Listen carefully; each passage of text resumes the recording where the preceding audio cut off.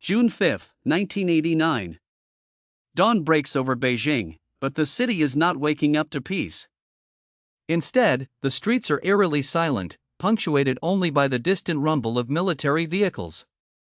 Then, a single figure emerges, a solitary man carrying shopping bags, walking directly into the path of an approaching column of Type 59 tanks.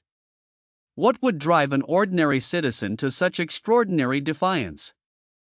To understand this moment, we must go back to the late 1980s in the People's Republic of China, under the leadership of Deng Xiaoping. China was undergoing significant economic reforms, opening up to the world after decades of Mao Zedong's isolationist policies. However, political reforms lagged far behind, leaving a growing segment of the population, particularly students and intellectuals, disillusioned with corruption and demanding greater freedoms. The catalyst for widespread protest was the death of Hu Yaobang, a reformist and former General Secretary of the Communist Party of China, on April 15, 1989. Who was seen as a symbol of hope for political liberalization, and his passing ignited public grief and a desire for change. Students began gathering in Tiananmen Square, the heart of Beijing, initially to mourn Hu and to petition the government for reforms.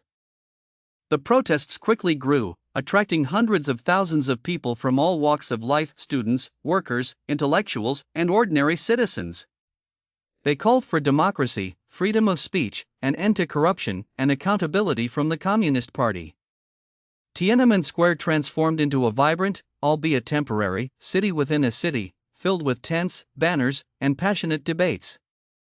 The government, initially hesitant, grew increasingly alarmed by the scale and duration of the protests. Hardliners within the Communist Party, led by figures like Li Peng, viewed the movement as a direct threat to the party's absolute control and the stability of the nation. Deng Xiaoping himself ultimately sided with the hardliners, deeming the situation a counter-revolutionary riot. Martial law was declared in parts of Beijing on May 20, 1989. The People's Liberation Army, the armed wing of the Communist Party, was mobilized. However, the initial attempts by the military to enter the city were met with resistance from citizens who blocked roads and urged soldiers to refuse orders, creating a tense standoff. The night of June 3 and the early morning of June 4, 1989, marked the brutal climax. The PLA, under direct orders, advanced into the city center with live ammunition. Soldiers opened fire on unarmed civilians, particularly along the approaches to Tiananmen Square, in an event that would become known internationally as the Tiananmen Square Massacre or the June 4 incident. By the morning of June 4, the military had secured control of Tiananmen Square, clearing it of protesters. The exact death toll remains unknown and heavily disputed, with estimates ranging from hundreds to thousands of civilian casualties. The crackdown sent shockwaves across the globe, leading to widespread international condemnation and sanctions against the People's Republic of China. It was in this immediate aftermath, amidst the ongoing military presence and the chilling silence following the crackdown, that the Tankman incident occurred. On the morning of June 5, a lone, unidentified man walked onto Chang'an Avenue, directly in the path of a column of tanks heading towards Tiananmen Square. His identity and fate remain one of the enduring mysteries of that period. The man, dressed in ordinary civilian clothes and carrying 2 shopping bags, seemed utterly fearless. As the lead tank attempted to maneuver around him, he moved to block its path again. This silent, powerful confrontation lasted for several minutes, captured by numerous international journalists and photographers who were present. The footage and photographs of this single individual standing against a row of formidable military hardware became instantly iconic. It symbolized the indomitable spirit of the individual against the overwhelming power of the state, a potent visual metaphor for the courage displayed by the protesters in Tiananmen Square. The man's actions were not just symbolic, they were an act of profound civil disobedience. By physically placing himself in the path of the tanks, he was not only protesting the military crackdown but also embodying the spirit of peaceful resistance that had characterized the early days of the movement. What happened to him? This remains the biggest question. In the widely circulated footage, after a tense standoff, the man climbed down from the tank and walked away, disappearing into the crowd. Some accounts suggest he was apprehended by bystanders, possibly to protect him from the soldiers, or perhaps by security forces. Various theories have emerged over the years. Some believe he was eventually caught and executed, others that he escaped and lives in hiding, perhaps abroad.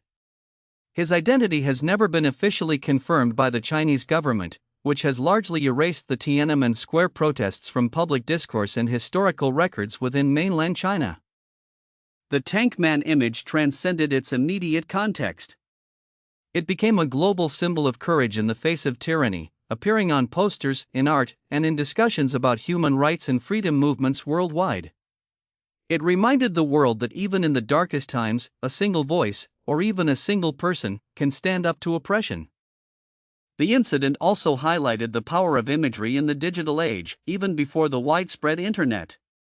International news outlets broadcast the footage globally, creating a powerful narrative that the Chinese government could not immediately suppress, despite their efforts to control information.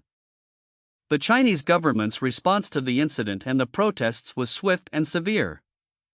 Following the crackdown, there was a period of intense political tightening. Thousands were arrested, imprisoned, or exiled. The economic reforms continued, but the space for political dissent was drastically reduced.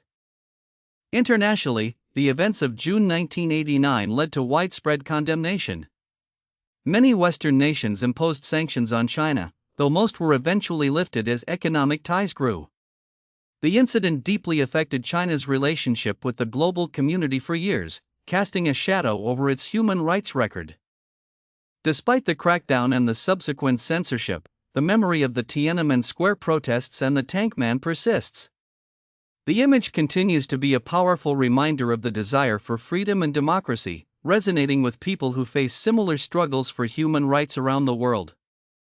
The enduring symbolism of the tank man lies in his anonymity. By remaining unidentified, he becomes a universal figure, representing not one person's protest, but the collective spirit of all individuals who dare to stand up against injustice, no matter the cost. He is often compared to other figures of defiance, like Rosa Parks on the bus in Montgomery, Alabama, in 1955, or the students who faced down tanks in Moscow during the failed August coup of 1991.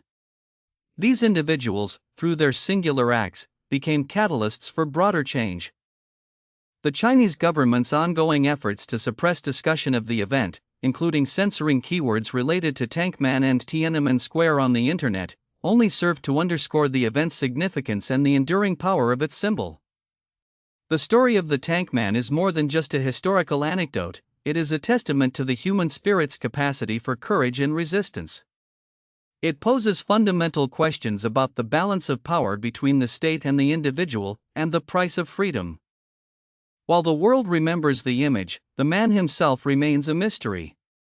His quiet, brave act on June 5, 1989, continues to inspire, serving as a potent reminder that even in the face of overwhelming force, the will of the people can momentarily halt the march of tyranny.